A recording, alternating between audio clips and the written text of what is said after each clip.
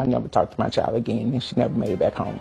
Robinson's mom, Salamandra, says within 24 hours of her daughter's arrival, she was dead. Figuring out how or why has only added to the family's nightmare. It started with a frantic call from Robinson's friends. They said she wasn't feeling well. She had alcohol poisoning. They couldn't get her pulse.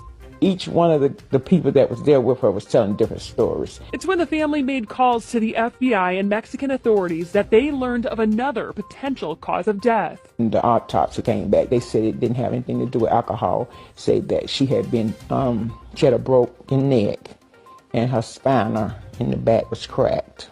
She had been beaten. Salamandra says the entire group came back from Mexico, leaving her daughter's body there. Nearly 2 weeks and $6,000 later, her body is back home.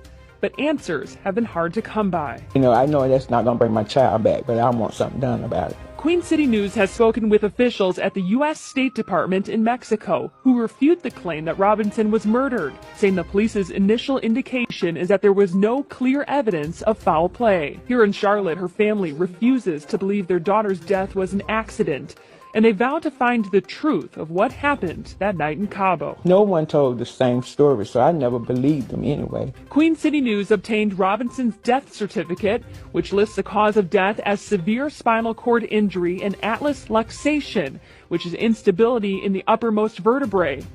In the section where police could have noted any sign of intoxication, it says, person found unconscious on her living room. And they didn't call us to the very last minute. And then on top of that, they said the maid found them. The group stayed here at Villa Linda 32, a property listed on CaboVillas.com. A rep with the company says the group called the concierge for help Saturday afternoon. The concierge called a doctor who gave CPR. Robinson died at 3 p.m., an estimated 15 minutes after her injury. We obtained a list of 7 guests who signed into the villa and called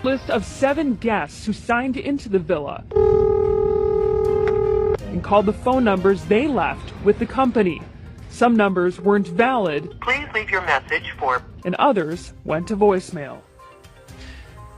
So the death certificate has a section that reads, was it accidental or violent death? Yes was typed into that section, so it's still not clear.